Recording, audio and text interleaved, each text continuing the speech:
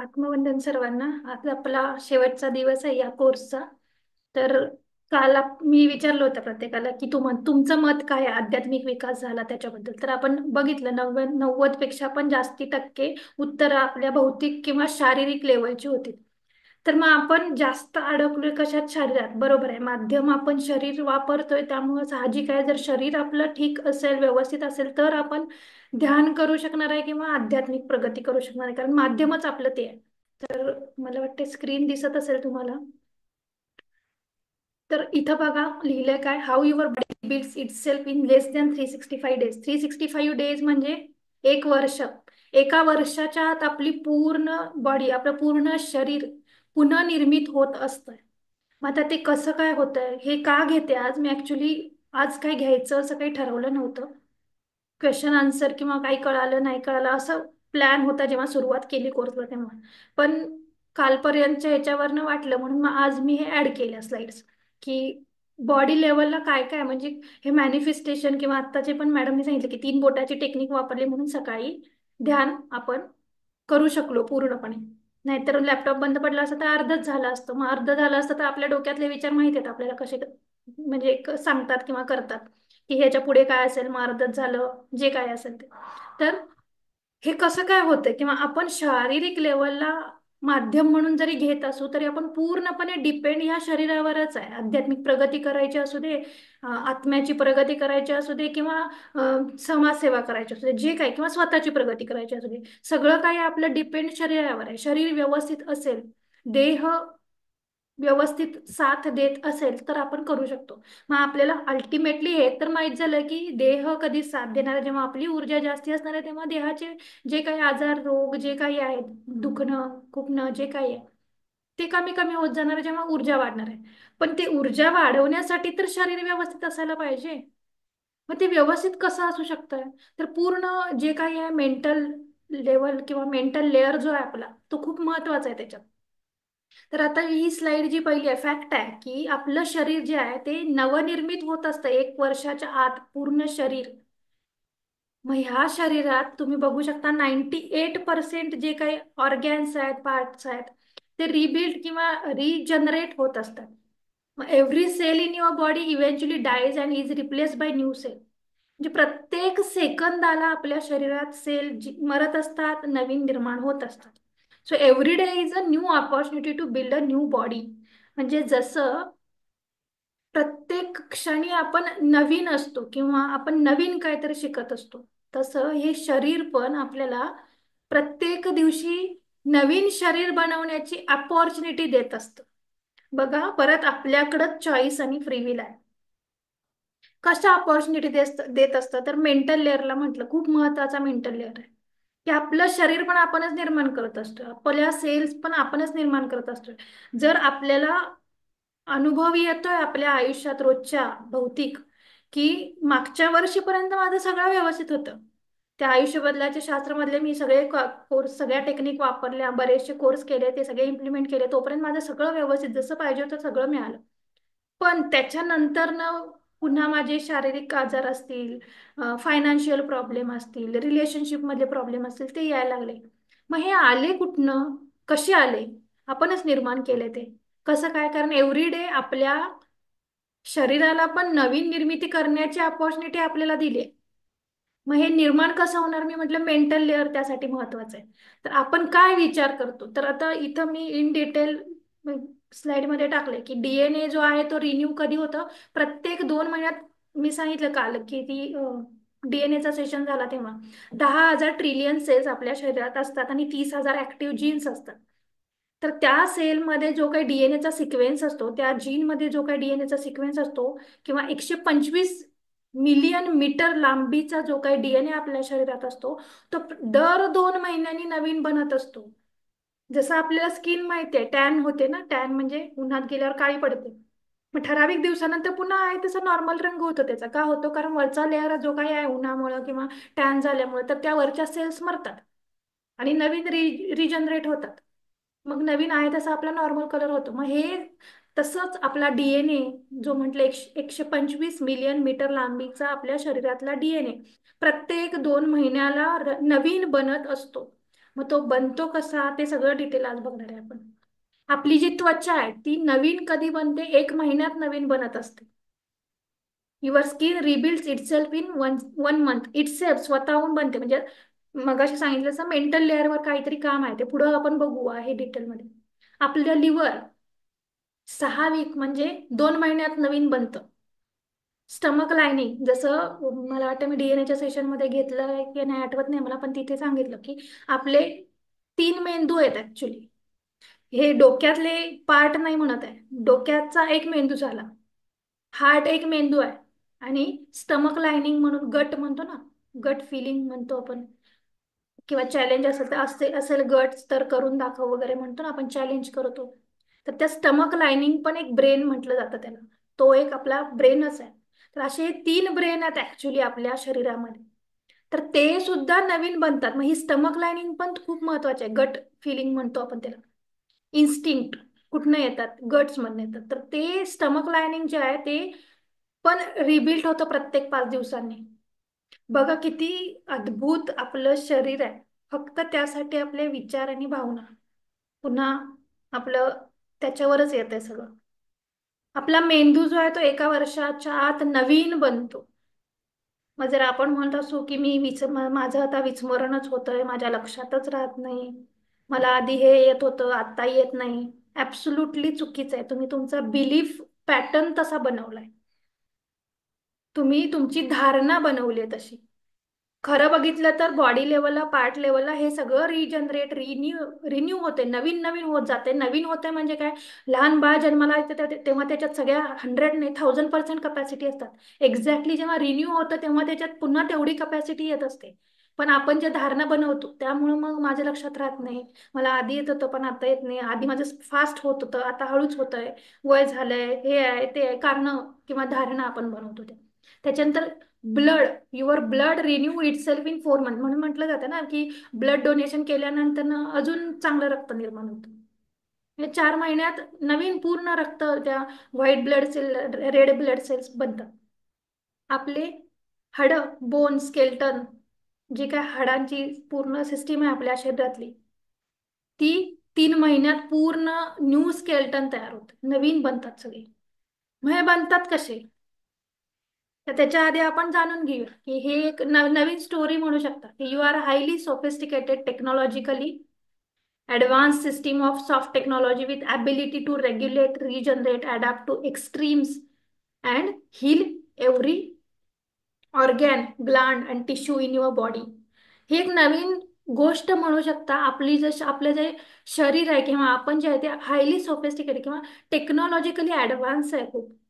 जसं कम्प्युटरमध्ये soft technology किंवा सॉफ्टवेअर म्हणतो आपण, प्रत्येक दिवशी नवीन सॉफ्टवेअर येत असतं त्याच्यात. त्यामुळं आयटी मध्ये जॉब करणाऱ्यांना, पूर्वीचे जे कोणी असेल आणि ते म्हटले मी नवीन शिकणारच नाही, जेवढं मी आधी कॉलेजमध्ये शिकलोय, शाळेत असताना शिकलोय ते किंवा इंजिनिअरिंगला शिकलोय तेवढ्यावरच मी जॉब आयुष्यभर करणार, तर ते त्यांचा जॉब टिकू शकत नाही. का? कारण प्रत्येक दिवशी प्रत्येक तासाला नवीन सॉफ्टवेअर येते आणि त्यांना ते ऍडव्हान्स जे काही सॉफ्टवेअर येतात ते लर्न करायला लागतात, शिकायला लागतात, तरच ते त्यांचा जॉब टिकवू शकतात. एक्झॅक्टली आपल्या शरीरात पण ऍडव्हान्स सिस्टीम आहे, ही सॉफ्ट टेक्नॉलॉजी आहे आपल्या आतमध्ये. आपल्याकडे ॲबिलिटीज आहेत की रेग्युलेट, रिजनरेट करण्याच्या, एक्स्ट्रीम अडॅप्ट करण्याच्या म्हणजे काहीतरी नवीन आत्मसात करण्याच्या. आणि आपण आपल्या प्रत्येक अवयवाला, प्रत्येक ग्रंथीला, प्रत्येक टिश्यूला हील करू शकतो. आपली बॉडी पूर्ण हील करू शकतो, आपली बॉडी पूर्ण रिजनरेट करू शकतो. मग कसं काय हे? तर आपण ऐकलंय, म्हणजे आता माझं फील्ड होतं बायोटेक्नॉलॉजी किंवा मेडिकल फील्डमध्ये, त्यांना माहिती आहे जेनेटिक्स असतं. तर जेनेटिक्स ही ओल्ड कन्सेप्ट झाली, त्याच्या पुढची आता ऍडव्हान्स आली ज्याला इपिजेनेटिक्स म्हटलं जातं. जे काही लिमिट्स होते जेनेटिक्समध्ये जीन लेवलला, जसं म्हटलं जायचं की वयाच्या 21व्या वर्षापर्यंत किंवा 18व्या वर्षापर्यंत उंची वाढते, त्याच्यानंतर वाढत नाही. हे काय मिथ आहे. मिथ म्हणजे काय? पूर्वीच्या जेनेटिक्सच्या अभ्यासानुसार त्यांनी म्हटलंय तसं की 21 वर्षानंतर न वाढत नाही. पण आत्ताचं जे इपिजेनेटिक्सचा जो शोध लागलाय, किंवा आधी जसं फिजिक्स होतं आता क्वांटम फिजिक्स आलंय, तर आता क्वांटम फिजिक्स काय काय सांगतंय ते फिजिक्सच्या बियॉन्ड आहे. फिजिक्स कल्पना पण नाही करू शकणार एवढं क्वांटम फिजिक्स मधल्या कन्सेप्ट आहेत, आणि त्या आत्ताच कळायला लागलेत शास्त्रज्ञांना, याच्या आधी का नाही कळल्या? त्याची कारणं आपण कालपर्यंत बघितली. फोटॉन बेलमध्ये पृथ्वी आली. ती पृथ्वी आल्यामुळं आपल्या बाहेर जसं पृथ्वीवर बदल होतात, आतमध्ये पण होतात, डीएनए मध्ये पण होत आहेत.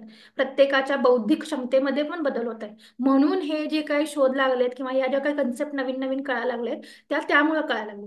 तर हे जेनेटिक्स मध्ये लिमिटेशन्स होते की 21व्या वर्षापर्यंतच किंवा ठराविक वयापर्यंतच ऑर्गॅन किंवा जे काय तुमचं वाढतं, केस वाढणं, काळी राहणं हे होतं, उंची वाढणं, त्याच्यानंतर वाढत नाही. हे आधीच्या जेनेटिक्स मध्ये होतं, आधीच्या सायन्स मध्ये होतं. पण आताचं जे एपिजेनेटिक्स आहे ते बियॉन्ड ह्याच्या म्हणजे वयाच्या 100व्या वर्षापर्यंत तुम्ही तुमच्या सेल्स नवीन बनवू शकता, तुमचे केस काळेच ठेवू शकता, तुमचे डोळे व्यवस्थितच राहू शकतात, तुम्ही कानाने व्यवस्थितच ऐकू शकता, तुमची स्किन तजेलदार राहू शकते. हे एपिजेनेटिक्स सांगतंय. मग हे कसं काय? जसं म्हटलं soft technology. Each cell of your body store and retrieves information जी आपण आत्ता घेतोय माहिती. जसं म्हटलं की आपण माहिती खूप आहे, पण त्याचं ज्ञानात रूपांतर कधी होतं? जेव्हा त्याचं इम्प्लिमेंटेशन करतो आपण.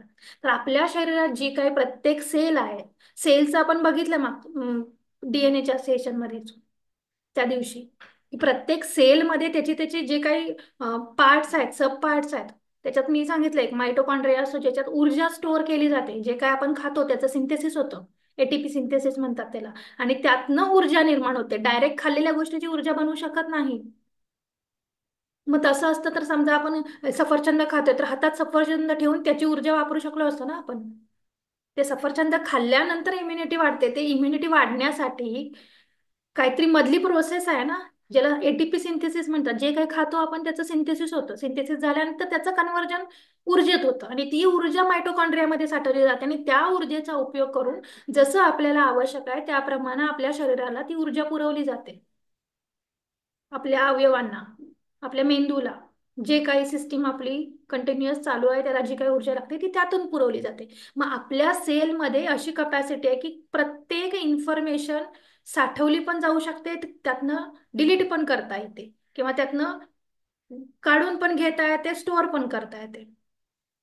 तर अशी सिस्टीम आपल्या सेलमध्ये, आणि सेल मधल्या इन्फॉर्मेशन नुसार पुढच्या गोष्टी बनतात. त्याच्यानंतर काय आहे, हे थोडं टेक्निकल आहे, कळेल नाही का तरी मी सोपं सांगायचा प्रयत्न करते. नाही कळालं तर तुम्ही शेवटी प्रश्न विचारू शकता. आणि फक्त समजून घ्या की आपल्या आतमध्ये ह्या सगळ्या ॲबिलिटी आहेत. हे टेक्नॉलॉजी किंवा हे सायन्स मागचं कारण काय आहे, हेतू काय आहे, की आपल्या आतमध्ये तेवढ्या क्षमता आहेत हे सांगण्यासाठी हे सायन्स सांगावं लागतंय. जसं पहिल्या दिवशी मी म्हटलं की सायन्सवर जे बिलीव्ह करतात आणि अध्यात्मावर बिलीव्ह करत नाहीत, त्यांना जर आध्यात्मिक गोष्टी आपण सांगायला लागलो की 3 बोटांची टेक्निक करा तुमची कार्य होतील, ते खोळ्यात काढतील आपल्याला. त्यांना सायन्सच सांगायला लागतं, मग ते लक्षात म्हणजे ते मान्य करतात.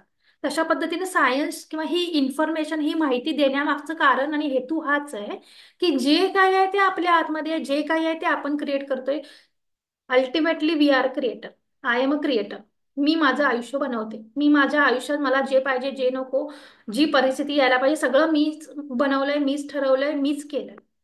हे यातनं शिकायचंय. मग ह्यासाठी शरीराचं पण सगळं येऊन शरीरावर अडतं की आजार म्हणा किंवा आजारी असलं की काम होत नाही, मूड मूड चांगला नसतो, मग आपल्या भावना बदलतात आणि मग रिलेशन खराब होतात.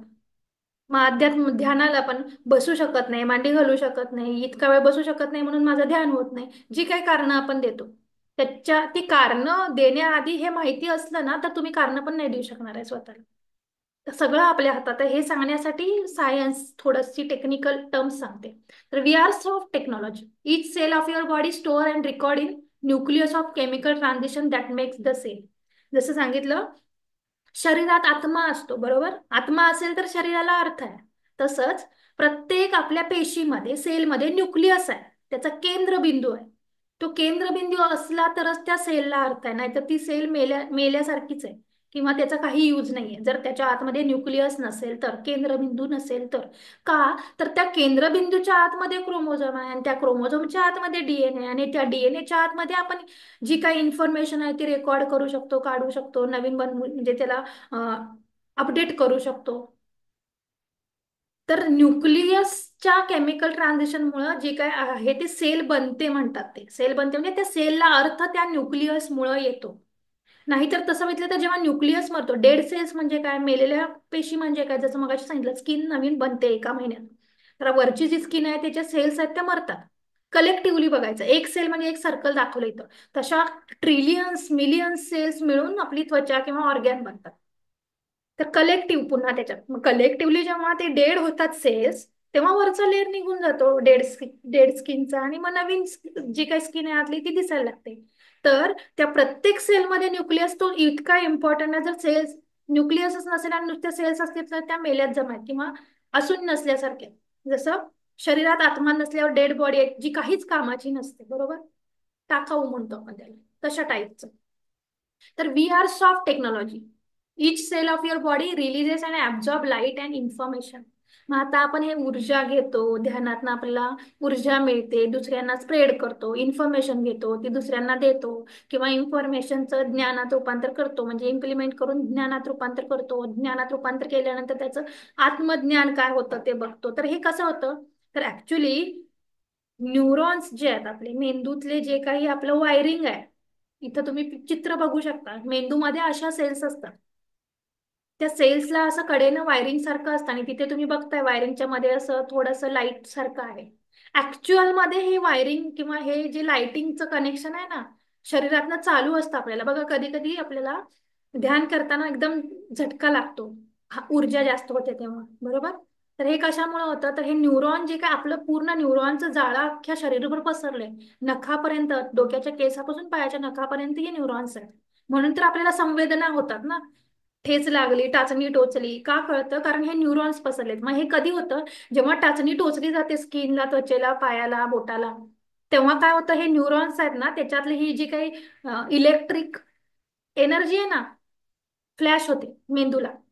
म्हणजे ती मेसेज पोहोचवते की टोचलं, मला पायाच्या बोटाला काहीतरी टोचलं, बघ काय टोचलं ते.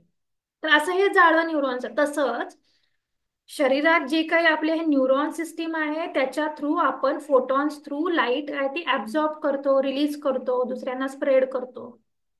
हे सायन्स आहे. आणि आध्यात्मिक दृष्ट्या तर आपण इमॅजिन किंवा आपल्या सबकॉन्शियस माइंडला अफॉर्मेशन देऊन देऊन आपण करूनच घेतोय ते. पण हे न्यूरॉन्स थ्रू कसं होतं ते सायन्स सांगितलं. मग शिवसर्वदशास्त्रात पण आहे, उजव्या बाजूला इडा पिंगळा नाडी सांगितलंय. इडा इडा म्हणजे डावी बाजू, पिंगळा म्हणजे उजवी बाजू. उजव्या बाजूला इलेक्ट्रिक एनर्जी वाहते, डाव्या बाजूला मॅग्नेटिक एनर्जी वाहते. मग या एनर्जी म्हणजे जसं दोन वायरी असतात, बरोबर. आपण घरी काहीतरी बल्ब बिल्ब लावतो किंवा फॅन लावतो, जे काही आहे इन्स्ट्रुमेंट्स, इलेक्ट्रॉनिक्स इन्स्ट्रुमेंट्स, त्याच्या दोन वायरी असतात ना. तसंच आपल्या शरीरात पण ह्या दोन, आणि प्लस त्याला अर्थिंग असतं असतं ना. अर्थिंग अर्थिंग नसलं तर करंट लागतो. मग आपल्या शरीरात पण तसंच आहे. अर्थिंग नसलं तर करंट लागायला लागतो. म्हणजे काय होतं बघा, जेव्हा करंट म्हणजे हाय ऊर्जा होते, आणि आपण जर जमिनीला कनेक्टेड नसलो, आपण कंटिन्युअस चप्पल बघा, जे प्रॅक्टिकली पण अनुभवू शकता तुम्ही, ज्यांना खूप कंटिन्युअस चप्पल घालून राहायची सवय असते ना, जमिनीला कॉन्टॅक्टच नाही, धरणी मातेबरोबर टचच नाही, अशा लोकांना करंट जास्त लागतात, कारण त्यांचं अर्थिंगच नसतं. धरणी बरोबर, जमिनी बरोबर कॉन्टॅक्टच नाहीये. म्हणून जेवायला बसताना मांडी घालून जमिनीवर, जमिनीवर म्हणजे काहीतरी बसकर घ्यायचं आणि त्याच्यावर बसायचं. झोपताना जमिनीवर झोपा. पाय रिकाम्या म्हणजे बिना चप्पलचं चाला. हे काय, कारण हे अर्थिंग आहे आपलं. आणि हे पूर्वी होतं, पूर्वी करायचे सगळे. म्हणून मग नवरात्रात बिना चप्पलचं चाल, म्हणजे ऍटलिस्ट ठीक आहे, बाकीच्या दिवशी शक्य नाही ना, नवरात्रात तरी चाला. कारण तेव्हा अजून जास्ती एनर्जी असते पृथ्वीमध्ये. ऍटलिस्ट तुम्हाला वर्षभर पुरेल एवढा अर्थिंग मिळेल त्यातून, तुम्ही त्या काळात बिना चपलाचं चाललात तर. तर जसं सेम आपण इलेक्ट्रॉनिक्स इन्स्ट्रुमेंट, गॅजेट्स किंवा घरातलं आपलं लाईटचं कनेक्शन असतं, सेम लाईट किंवा एनर्जीचं जे काही सिस्टीम आहे ती आपल्या शरीरात आहे. जे पिंडी ते ब्रह्मांडी, ब्रह्मांडी ते पिंडी.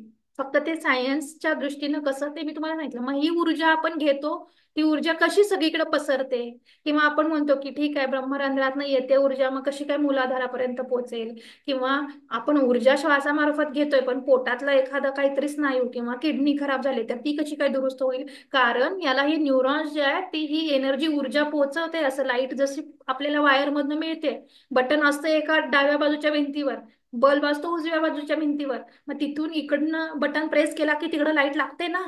एक्झॅक्टली तसंच आहे. ऊर्जा तुम्ही भलेही ब्रह्मरंध्रातनं घ्या किंवा श्वासातनं घ्या, ती पोहोचणार आहे प्रत्येक ठिकाणापर्यंत त्या न्यूरॉन्सच्या कनेक्शननुसार. तर अशा पद्धतीनं फोटॉन किंवा सायन्सची कन्सेप्ट आहे, इलेक्ट्रॉन, न्यूट्रॉन, फोटॉन. त्याप्रमाणे हे क्वांटम फिजिक्स किंवा जसं मी म्हटलं जेनेटिक्सच्या पुढचं ऍडव्हान्स आलंय ते इपिजेनेटिक्स, तसंच फिजिक्सच्या ऍडव्हान्स आलाय क्वांटम फिजिक्स. तशाप्रमाणे त्याच्यात फोटॉनचा जो काही रोल आहे तो ऍज अ लाईट आपण आपल्या न्यूरॉन्स थ्रू ऍब्झॉर्ब करत असतो. त्याच्यानंतर काय, each cell of your body uses antenna to receive and broadcast information. ही एक कन्सेप्ट खूप छान आहे. म्हणजे आता तुम्ही हे कोरोनामध्ये असली चित्र बघितली असतील, व्हायरसची चित्र म्हणून दाखवली जातात, पण जनरली मेडिकल फील्डमध्ये किंवा बायोटेक फील्डमध्ये जीन्स किंवा व्हायरसेस दाखवले असे तरी त्याला प्रतिकार करणारे आपल्या शरीरातले पण जी प्रतिकार शक्तीच्या ज्या सेल्स असतात त्याही अशा दाखवल्या जातात. त्याला अँटीजन अँटीबॉडी सिस्टीम किंवा ती एक कन्सेप्ट आहे त्याच्यात. त्यानुसार हे अशा इमेजेस असतात. मग हे अँटेना आहेत, आपल्या प्रत्येक सेलला असे अँटेना असतात. जसं परवा सांगितलं मुंगीला अँटेना असतो, त्यामुळे ती सेन्स करू शकते कुठं गोड ठेवलंय किंवा कुठं साखर पडले, कुठं गुळ ठेवलाय, कुठं स्वीट ठेवलंय. का तर तिला अँटेना असतो. सेम आपल्या प्रत्येक शरीरातल्या सेलला पण अँटेना असतात आणि त्या अँटेना थ्रू आपण इन्फॉर्मेशन रिसीव्ह करत असतो, ब्रॉडकास्ट करत असतो. म्हणजे ब्रॉडकास्ट करत असतो म्हणजे काय बघा, जसं कोरोनामध्ये ध्यानाचा प्रसार झाला, एकाला कळलं लगेच सगळ्या जगभर कळलं, असं नाही की इंडियात पसरलं म्हणजे फक्त इंडियातच राहिलं, ऑल ओव्हर वर्ल्ड मध्ये पसरलं. आणि नुसतंच वर्ल्ड लेवलला नाही, सकाळी पण मॅडमच्या सेशन मध्ये झालं की एकाच प्लॅनेटवर नाही, मल्टिपल प्लॅनेटवरती पण ते पसरतं. मग तसंच असेन्शनला पृथ्वी जाणार म्हणजे काय होणार, जे हायर एनर्जीत येणार आहे ते फक्त पृथ्वीवरचे नाहीत, बाकीच्या प्लॅनेटवर, बाकीच्या ग्रहांवर, बाकीच्या गॅलेक्सीमध्ये पण जे कोणी ध्यान करत असेल किंवा हायर ऊर्जेत असेल तर ते असेन्शनला येणार आहे तिथे आपल्यासोबत. म्हणजे जे कोणी असेन्शन मध्ये असणार आहेत किंवा जे कोणी पुढे जाणार त्यांच्याबरोबर, ज्यांची ज्यांची जशी ऊर्जा फ्रिक्वेन्सी एनर्जी त्याप्रमाणे ते होणार. तसंच आपल्या प्रत्येक सेलला अँटेना असतो आणि आपण जी काही इन्फॉर्मेशन रिसीव्ह करतो ती ब्रॉडकास्ट करतो. ब्रॉडकास्ट करतो म्हणजे एखादी माहिती मिळाली आपल्याला किंवा ज्यांची हायर ऊर्जा असतात त्यांना पहिल्यांदा कळते ती इन्फॉर्मेशन, आणि जशी त्यांना कळते तसं मॅडम म्हटलं की कन्फर्म करण्यासाठी त्या पण कधी कधी ग्रुपवर टाकतात की हे असं होतंय का तुम्हाला, तेव्हा ती इन्फॉर्मेशन ब्रॉडकास्ट होत असते. एकाकडं हायर ऊर्जा आहे म्हणून त्याला लवकर क्लिक झाली की असं असं व्हायला लागलं. बाकीच्यांची ऊर्जा अजून तेवढी ते सेन्सिटिव्ह नाही आहेत, त्यामुळे त्यांना लगेच नाही कळत. तेच असं कोणीतरी म्हणजे मॅडमनी सांगितलं की असं असं होतंय का तुम्हाला, जर असं होतंय म्हटलं तर जे ऐकणारे असतात त्यांना मग ते सेन्सिटिव्ह बनतात त्या एरियात किंवा त्या इन्फॉर्मेशन रिलेटेड की मला होतंय का असं, म्हणून बघायला चेक करतात. तेव्हा त्यांना पण जाणवतं की मला पण असं होतंय. तर हे ब्रॉडकास्ट होणं जे आहे ना ते आपल्या सेल थ्रू होत असते. तर ईच सेल, आपल्या शरीरातली प्रत्येक सेल, प्रत्येक पेशी जी आहे ती प्रत्येक माहिती भलेही आपण अवेअरनेस मध्ये असू नसू ती मिळत असते. कुठून मिळत असते? डीएनए मधनं. डीएनए मध्ये सांगितलं की इतक्या म्हणजे डीएनएचं सेशन नक्की बघा मागचं, त्याच्यात बरंच डिटेलमध्ये झाले की पूर्वजांपासनं म्हणजे भलेही आपण फर्स्ट डायमेन्शनला जे काही खनिज असू, सेकंड डायमेन्शनला काही आपण झाडं असू, पाणी असू, डोंगर असू, तेव्हाची जी काही इन्फॉर्मेशन होती, तेव्हाचं जे काही लर्निंग होतं, तेव्हाच्या लर्निंग पासून आतापर्यंत आपण जे काही लर्निंग करतोय ते सगळंच्या सगळं आपल्या डीएनए मध्ये आहे. फक्त आपल्याकडे तेवढी ऊर्जा नाही आहे ते इन्फॉर्मेशन रिट्रीव्ह करायला किंवा जे काही आपण साठवून ठेवलंय ते आपल्याला पुन्हा रिकलेक्ट व्हायला किंवा स्मरण व्हायला त्याचं. तर अशा अशा ॲबिलिटी आपल्या आतमध्ये ऑलरेडी आहे.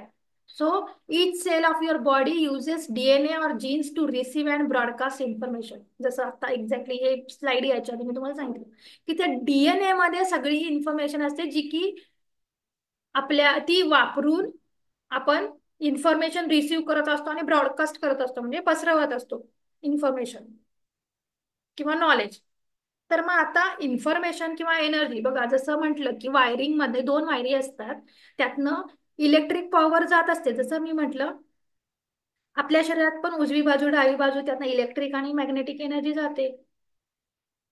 पण जसं एक उदाहरण म्हणून सांगते, घरातलं उदाहरण घेऊ आपण. इलेक्ट्रिसिटी सेमच आहे, मीटर मधनं येणारी इलेक्ट्रिसिटी सेमच आहे, पण त्या इलेक्ट्रिसिटी पासून काम करणारी जी उपकरणं आहेत ती वेगळी वेगळी आहेत. मेन सोर्स इलेक्ट्रिसिटीचा आहे, पण फॅन वेगळा आहे, गोल फिरून हवा देतो. लाईटचा बल्ब वेगळा आहे, त्याला ऑन केलं की तो आपल्याला उजेड देतो. फ्रीजचे एनर्जी जरी मेन सोर्स ती इलेक्ट्रिसिटी वापरत असली तर त्याची जी काही काम करायची पद्धत आहे ते काय आहे की थंड ठेवतं. ओव्हन ओव्हन शिजवण्यासाठी हीट जनरेट करतं. मग उपकरणं वेगळी वेगळी आहेत, पण मेन सोर्स एकच आहे इलेक्ट्रिसिटी. एक्झॅक्टली आपल्या शरीरात पण मेन सोर्स जो आहे तो एकच आहे, सेल्स आहेत किंवा पेशी आहेत. मग त्याच्यात पण पेशींचे वेगळे वेगळे प्रकार आहेत, पण त्यातली पण एक सगळ्यात महत्वाची पेशी, तुम्ही नाव ऐकलं असेल नसेल माहित नाही, स्टेम सेल्स म्हटलं जातं, जे बोन मॅरो मध्ये तयार होतं. तर ह्या स्टेम सेल्स पासून आपले अवयव बनतात. मग त्या सेल्स तर सेम आहेत. इथं तुम्ही बघा, इथं पेट्री प्लेट प्लेट ठेवली, त्याच्या आतमध्ये रंग फक्त कळावं यासाठी दिलाय, ऍक्च्युअल मध्ये असे रंग नसतात, हे मी आधीच सांगितलं तुम्हाला. तर निळ्या रंगाची इथं दाखवलेत गोल गोल एका डिश मध्ये, त्या आहेत स्टेम सेल्स. त्या सेल्स दिसायला सेम दिसतात, पण त्यातनं बनणारे जे अवयव आहेत ते वेगळे वेगळे आहेत ना. जसं की न्यूरॉन्स आपण बघितलं आता, न्यूरॉन्स वेगळे दिसतात, आपली हाडं वेगळी दिसतात, एंटेरोसाइट स्किन किंवा आपल्या हृदयाची जे काही सिस्टीम आहे ती वेगळी आहे, हृदयाचा आकार वेगळा आहे, लिव्हरचा आकार वेगळा आहे, इंटेस्टाईन म्हणजे आपल्या आतड्यांचा आकार वेगळा आहे, मेंदूचा आकार वेगळा आहे, आपल्या चेहऱ्याच्या डोळ्यांचा आकार वेगळा आहे, कानाचा आकार वेगळा आहे. पण ते बनलेत स्टेम सेल पासूनच, मेन सोर्स पासून. एक्झॅक्टली तसंच आपण जी काही ब्रह्मांडातनं ऊर्जा घेतोय, ग्रहण करतोय, ती ऊर्जा ग्रहण केल्यानंतर त्यातनं जे काय रिझल्ट मिळणार आहे ते वेगळे वेगळे मिळवू शकतो. जसं की आपण आध्यात्मिक लेवलची प्रगती करू शकतो, पर्सनल लेवलची प्रगती करू शकतो, फायनान्शियल प्रगती करू शकतो, वैयक्तिक काय आपल्याला मिळवायचं आहे, शारीरिक लेवलचं मिळवायचं मिळवू शकतो, आरोग्य मिळवू शकतो. तर हे समजून घ्यायचंय. त्याच्यानंतर काय, सेम इथं जसं सांगितलं, सेल्स सेम आहेत, पण त्यातनं बनणारे ऑर्गॅन वेगळे वेगळे आहेत ना. तसंच इथं डीएनए सेम आहे आपल्या आतमध्ये, पण त्यातनं बनणाऱ्या पेशी वेगळ्या वेगळ्या आहेत. जसं की इंटेस्टाईनच्या ज्या काही सेल्स आहेत, आतड्यांच्या सेल्स वेगळ्या आहेत, रक्तातल्या पेशी वेगळ्या आहेत, हृदयातल्या पेशी वेगळ्या आहेत, आपले मसल्स आहेत त्यातल्या पेशी वेगळ्या आहेत, मेंदूचे न्यूरॉन्स आहेत त्यातल्या पेशी वेगळ्या आहेत. मग how can different cells do so many different things even when they all have the same DNA? मग कसं काय होतंय बरं हे? रहस्यच आहे ना. डीएनए सेम आहे, सेल सेम आहेत, पण त्यातनं वेगळे वेगळे अवयव कसे काय निर्माण होऊ शकतात? तर इथं पण तेच सांगितले, सेल तुमची एक आहे, त्यात टॉक्सिन्स येतात जातात, माणसं वेगळ्या वेगळ्या प्रकारची येतात जातात, ते मॉलिक्यूल सिग्नल करतात तुमच्या सेलला, पैशांच्या बद्दलचे विचार, डाएट बद्दलचे विचार, एक्सरसाइज बद्दलचे विचार. विचार तुम्ही एकटेच करणार आहे, पण इन्फॉर्मेशन वेगळी वेगळी आहे ना. पण देता एक का तुमच्या मेंदूलाच. मग ती वेगळी वेगळी इन्फॉर्मेशन, वेगळ्या वेगळ्या प्रकारची इन्फॉर्मेशन घेऊन त्याप्रमाणे वेगळं वेगळं कार्य करायची क्षमता जी आहे ती आपल्या सेलमध्येच आहे, डीएनए मध्येच आहे. तर मग पुन्हा यात कन्सेप्ट एक आहे, हिपोक्रेट हिपोक्रेट्स काय म्हणतो की before you heal someone, ask him if he is willing to give up the things that made him sick. म्हणजे त्यांना म्हणायचं आहे की तुम्हाला वाटतंय दुसऱ्याचं चांगलं व्हावं, दुसऱ्याचं आपण चांगलं करावं, किंवा मी त्यांना ऊर्जा पाठवते, हील करते. पण हिपोक्रेटिस म्हणतो की पहिला तुम्ही ज्याला ऊर्जा पाठवताय, हील करताय, त्याला आधी विचारा, तो तयार आहे का त्याची बिलीफ सिस्टीम चेंज करायला, त्याची निगेटिव्ह जी काही नकारात्मक विचार आहेत, जे काही त्यानं आधीच धारणा करून ठेवलेत त्या बदलायला, किंवा इन शॉर्ट जी काय तुम्ही ऊर्जा पाठवणार आहे आणि तुम्ही ऊर्जेनं त्याला बरं करणार आहे याच्यावर त्याचा विश्वास आहे का, हे आधी त्याला विचारा. जर त्यासाठी तो तयार असेल, तो त्याचा विश्वास असेल, तरच हे सगळं काम करू शकणार आहे. म्हणजे काय, आता पुन्हा अल्टिमेटली काय आलं पुढं, मेंटल लेवलला किंवा तुमच्या धारणेवर तुम्ही बरं होणार की नाही हे ठरणार आहे. तुमच्या धारणेवरनं या जे काही चेंजेस आहेत ते होणार. मग इथं बघा, व्हॉट कॉजेस डिसिजेस, काय कारण आहे डिसिजेस किंवा रोग निर्माण व्हायचे. एक म्हणू शकतो बॅड प्रोटीन बॅड सिग्नल. मग हे बॅड प्रोटीन बॅड सिग्नल्स कुठनं येतात? आपल्या इमोशन मधनं, आपल्या विचारातनं. बरोबर. तर हे जे काही वेगळं वेगळं बनतंय, डीएनए एकच आहे, सेल एकच आहेत, आणि ह्या सगळ्या गोष्टी वेगळ्या वेगळ्या अवयव कसं काय बनू शकतात, तसंच ऊर्जा एकच आहे पण कार्य वेगळी वेगळी कशी काय करू शकते. आपण सगळेजण बनलोय एकाच परमात्म्यापासून, पण सगळे दिसतोय वेगळे वेगळे, सगळ्यांचा स्वभाव आहे वेगळा, सगळ्यांचे आवाज वेगळे आहेत, सगळ्यांचे डोळे वेगळे आहेत, सगळ्यांचं परसेप्शन वेगळं आहे, समजून घ्यायची पद्धत वेगळी आहे. मग हे कशामुळे आहे, हे कशावरती आहे? तर आपल्या आतमध्ये जो काही डीएनए आहे, त्या डीएनए मध्ये आपण जी काही इन्फॉर्मेशन घेतोय, कशाच्या द्वारे घेतोय, आपल्या विचार आणि भावनां थ्रू. आता इथं जी काही मी इन्फॉर्मेशन पाठवते ते प्रत्येक जण, किंवा मी सांगते, प्रत्येकाचं रिट्रीव्ह करायची कपॅसिटी, ती आतमध्ये ग्रहण करण्याची जी कपॅसिटी आहे ती वेगळी आहे. प्लस आहे तसं ग्रहण करणं आणि त्याला आपण काहीतरी स्टोरी कनेक्ट करतो किंवा काहीतरी कन्सेप्ट कनेक्ट करतो. जसं मी आता तुम्हाला समजण्यासाठी एक्झाम्पल दिलं की लाईट इलेक्ट्रिसिटी सेम आहे, पण त्याच्यावर चालणारी उपकरणं वेगळे वेगळे आपल्याला बेनिफिट्स देतात. जसं की बल्ब उजेड देतो, फॅन हवा देतो, फ्रीज थंड वातावरण निर्माण करतो, ओव्हन हीट पुरवतो. सेम लाईक की आपण जे काय ग्रहण करतो तेव्हा त्याला एखादी स्टोरी कनेक्ट करतो, एखादी कन्सेप्ट कनेक्ट करतो आणि तशा जे की आपल्याला आधीपासून माहित असते, जी आपल्या आधीपासून धारणा असते त्याच्यानुसार त्याला ते आपण कनेक्ट करतो आणि त्यानुसार मग ते आतमध्ये आपल्या ग्रास करतो. जसं म्हटलं की इम्प्लिमेंट केल्यावर ज्ञान आणि ज्ञानानंतर आत्मज्ञान. मग आत्मज्ञान होत असताना आपल्या बिलीफनुसार आपण आत्मज्ञान घेतो किंवा आपलं आत्मज्ञान येतंय. मग तसंच जे काही आपण आता शरीरातले आजार बरे करायचे आहेत, पेशी तर सेम आहेत, बरोबर. पण काम, ते जे काय मेन सोर्स ऊर्जा पुरवतात ते पण सेम आहे. पण आपले विचार आणि इमोशन्स वेगळे वेगळे आहेत ना प्रत्येकाचे. मग काही काही जणांना समजा एका खोलीत कोविड मध्ये आपण बघितलंय की एका रूम मध्ये खूप जण पेशंट होते. सेम कदाचित त्यांचा जो काही रिपोर्ट होता टेस्ट केल्यावरचा कोविडचा, त्याचं रिपोर्टिंग सेम होतं, सेम नंबर आला असेल त्यांच्या इन्फेक्शनचा. पण रिकव्हरी प्रोसेस प्रत्येकाची वेगळी होती. काही जण एका दिवसात झाली, काही जण 4 दिवसात झाली, काही जण 8 दिवसात बरी झाली, काही जण महिनाभर बरीच नाही झाली, काही जण गेलीच त्याच्यामध्ये. हे कशामुळे झालं? त्यांचे विचार आणि भावना. म्हणून आपण आतल्या आत काय स्वतःबरोबर बोलत असतोय, काय विचार करतोय, काय भावना व्यक्त करतोय, ते जर्नलिंगचं का सांगितलं महत्व, त्याच्यावरनं आपल्याला कळतंय. म्हणजे आपल्याला इतर वेळी सूक्ष्म लेवलला आपल्या आतमध्ये काय चाललं बऱ्याचदा न लिहिता कळत नाही. जेव्हा आपण लिहायला घेतो ना तेव्हा ते सूक्ष्म लेवलचं पण बाहेर यायला चालू होतंय हळूहळू. पहिल्याच दिवशी नाही येणार सूक्ष्म लेवलचं, आधी वरचंच येईल सगळं, सरफेसवर जे काय आहे ते. आणि मग हळूहळू आतलं सूक्ष्म मधलं आपल्या लिखाणातनं बाहेर पडेल. आणि जेव्हा ते बाहेर पडेल तेव्हा तुम्ही कधी विचारही केला नसेल, इमॅजिन पण केलं नसेल, तुम्हाला कधी समजलं पण नसतं बिना लिहिता, ते तुम्हाला त्या जर्नलिंग मधनं समजायला लागतंय, त्या डायरीतनं समजायला लागतंय. म्हणून जर्नलिंग करायचंय. तर हे सूक्ष्म लेवलच्या ज्या गोष्टी आहेत त्या एवढ्या इझिली नाही कळत, त्या कळण्यासाठी म्हणून जर्नलिंग करायचंय. मग हे जे काही आहे सेल्स मधनं किंवा मेन सोर्स मधनं सगळं काय आहे ते होतं. मग आपलं शरीर पण, मी पहिली स्लाइड सांगितली ना का आपण 1 वर्षाच्या आत पूर्ण शरीर पुनर्निर्मित करू शकतो. एक लाईव्ह एक्झाम्पल माहिती आहे मला, पुण्यातले एक जण आहेत मेडिटेशन मधले आहेत, त्यांना लिव्हर ट्रान्सप्लांट करायला, ऐकलं पण असेल ज्यांनी PSSM मधल्या एक्सपिरियन्सेस मध्ये किंवा कुठेतरी, की त्यांना लिव्हर ट्रान्सप्लांट म्हणून सांगितलं होतं करायला लागणार. पोटात पाणी व्हायचं, प्रत्येक ठराविक दिवसांना जाऊन, जसं डायलिसिस असतं तसं ठराविक दिवसांनी जाऊन ते पाणी काढायला लावायचं. ते पाणी काढतानाच्या यातना वेगळ्या, ट्रीटमेंट चालू असण्याची गोळ्या आणि टेस्ट आणि हे ते सगळ्या यातना वेगळ्या. डॉक्टरनी सांगितलं की लिव्हर ट्रान्सप्लांट करायला लागेल, त्यासाठी एवढा एवढा खर्च आहे. ते पैसे जमा करण्यासाठी काहीतरी वेळ पाहिजे म्हणून त्यांनी वेळ मागून घेतला आणि खर्च खूप होता. मग त्याने घरातल्याला सांगितलं की मला नाही, मला करायचंच नाही ऑपरेशन लिव्हर ट्रान्सप्लांट, मी काय असेल त्याला मी स्वतः जबाबदार, बरोबर. कारण डॉक्टर ऑलरेडी सांगतात की असं असं आहे, तुम्ही इतक्या दिवसात नाही केलं तर आम्ही काही गॅरंटी देऊ शकत नाही, आमच्या हातात काही नाही. त्यांच्या बाजूने ते सांगतात त्यांचं जे काही आहे त्यानुसार. मग त्यांना पण तसंच सांगितलं. मग त्यांनी घरातल्याला सांगितलं मला ऑपरेशनच नाही करायचं, मला ट्रान्सप्लांटच नाही करायचं, जे काय आहे ते मी माझी माझी जबाबदारी घेते. आणि त्यांनी काय केलं, 6 महिने कंटिन्युअस जितके तास, जेवढे शक्य आहेत तेवढे दिवसातले तास ते ध्यान करायला चालू केले.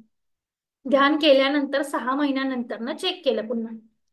डॉक्टर पण शॉक की असं कसं काय झालं.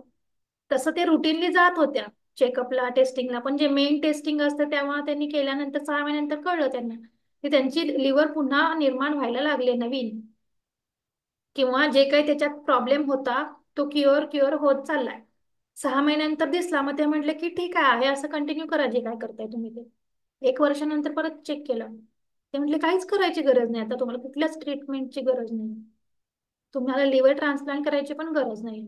लाईव्ह एक्झाम्पल जिवंत आहेत, त्या आहेत. तुम्हाला जर कोणाला भेटवायचं असेल तरी मी भेटवू शकते त्यांना. कोथरूडमध्ये राहतात ते, पुण्यात. तर आपणच कारणीभूत आहे आपल्या सगळ्या गोष्टींना. म्हणजे आजार पण जर म्हणत असो आपण की माझं बरंच होत नाहीये, किंवा कुठलीही परिस्थिती आणि सिच्युएशन आयुष्यात येते आणि ती जातच नाहीये किंवा त्याच्यात सुधारणाच होत नाहीये, त्याच्यात पहिला आधी स्वतःला आतमध्ये तपासून बघायचं आहे आपण कुठे निगेटिव्ह विचार करतोय, कुठल्या भावनेत आहे, म्हणून हा जो काही प्रॉब्लेम आहे, हे जे काही चॅलेंज आहे, ते जात नाहीये आपल्या आयुष्यात खूप दिवस झालं. सगळं काही आपण निर्माण करू शकतोय, सगळं काही आपण नवीन आपल्याला जसं हवं तसं करू शकतो.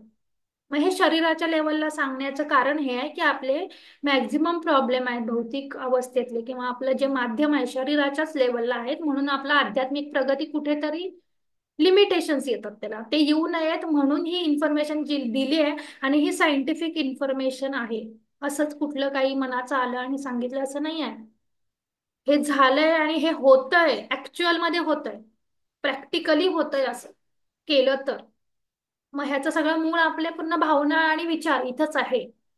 तर मग आपलं आपण ठरवायचंय की कुठला प्रॉब्लेम आपल्याकडे असेल तर आपण त्याला कसं सॉर्ट करायचंय, कसं सोल्युशन काढायचं आहे, सगळ्याची सोल्युशन आपल्या हातात आहे, सगळ्याची.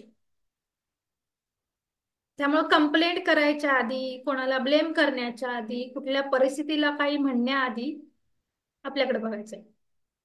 मग बऱ्याचदा असंही होतं की आपल्या बाजूने आपण सगळं व्यवस्थित करतोय, किंवा आपण जर्नलिंग केल्यावर कळतं आपल्याला की मी जे माझ्या भावना आहेत त्या पण व्यवस्थित आहेत, पण तरी पण असं झालं.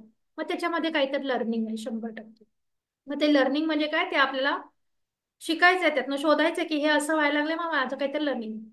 पण त्याच्या आधी स्वतःचं सेल्फ चेकिंग काय आहे, अनालिसिस काय आहे, की आपल्या भावना आणि विचार व्यवस्थित आहेत का, आणि त्या व्यवस्थित असूनही जर काय घडत असेल तर ते कार्मिक, किंवा ज्याला आपण म्हणू की लेसन लर्निंगसाठी आलं. मग त्या लेसन लर्निंग मध्ये पण जर नाही लेसन लर्न झाला तर रिपीट होते सेम सेम इन्सिडेंट. इनफॅक्ट पहिल्या इन्सिडेंटपेक्षा दुसरा इन्सिडेंट अजून जास्ती सिव्हिअर किंवा हार्मफुल किंवा जास्ती अवघड येतो त्याच टाईपचा. त्यामुळे लर्निंग, मग ते ह्या स्टेप्स आहेत. आणि हे कळतं हळूहळू, आपल्याला कळत जातं जेव्हा आपण यातनं बाहेर पडतो ना. पहिलं जे स्टेप आहे ना, तुम्हाला शरीर लेवलवरच बाहेर यायला लागेल.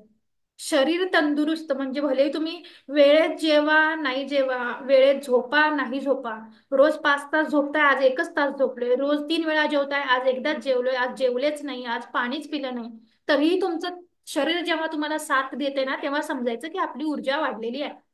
तेव्हा तुम्हाला कुठेही अडथळा येणार नाही आध्यात्मिक प्रवासामध्ये. मग पहिला आपली स्टेप हीच पाहिजे की शारीरिक लेवलला मी तंदुरुस्त किंवा ऊर्जामय जेवढं होता येईल तेवढं व्हायचंय मला. आणि त्यासाठी पुन्हा ध्यानच करायचंय, मग ध्यान करण्यासाठी पण ऊर्जाच पाहिजे. मग सगळी सपोर्ट सिस्टीम त्याची जी काही रिलेटेड आहे, सगळ्याचा मूळ पहिला विचार आणि ही भावनाच आहे.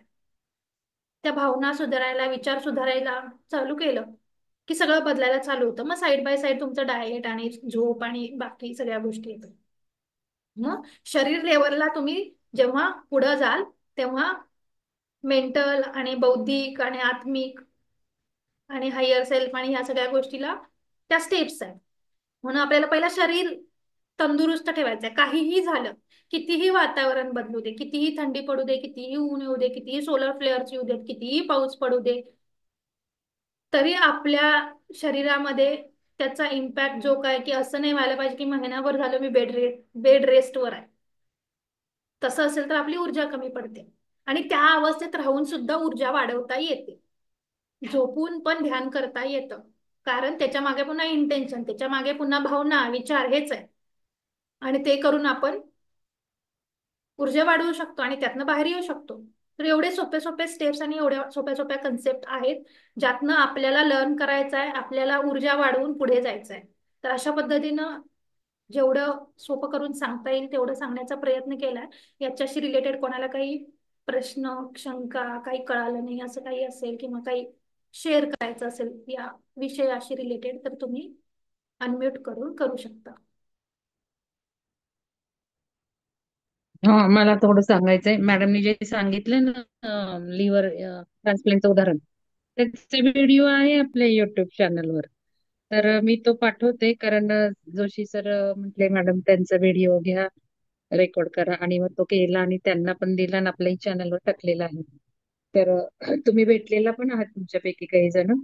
मी मॅडमचे नाव कन्फर्म करून सांगते. पण आपल्या विहंगमचे साधकांचंही एक उदाहरण आहे, आणि सुलक्षणा मॅडमनीच त्यांना जोडलं होतं. तर त्यांचंही लिव्हर ट्रान्सप्लांटचे सेल जनरेट व्हायला लागले होते, सोनोग्राफीत रिझल्ट वगैरे आले होते, सुंदर अनुभव येत होता. पण त्यांना कसं झालं की हे सगळं आपण जे बघतो ना, इन्स्टिंक्ट येणं, तसं सगळं व्हायला लागलं. समोरच्या माणसाचं कळायला वगैरे लागलं.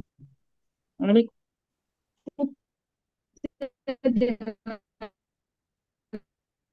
करत होते तर मी त्यांना मॅडम आवाज जास्त कट होतोय. टेन्शन करू नका. अशा अवस्थेत आपल्याला त्रास होतो, सिद्धी यायला लागल्या आणि आपण त्यात अडकलं तर समोरच्या माणसाचा ऍक्सिडेंट होणार आहे, हे होणार आहे, ते होणार आहे, असं दिसायला लागलं की त्या व्यक्तीला सांगायचं का, जसं आता मॅडम म्हटल्या. हा, येतोय का आता?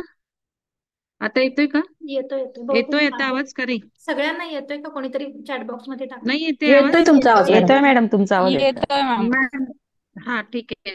मॅडम येतोय येतोय. नेटवर्क तुमचं वीक माझ्याकडे असेल. स्टेबल आहे. अमृता मॅडम नेटवर्क वीक असेल. हम्म. हा, त्यांचं नेटवर्क वीक आहे बघा, स्टँड स्टील चित्र दिसत.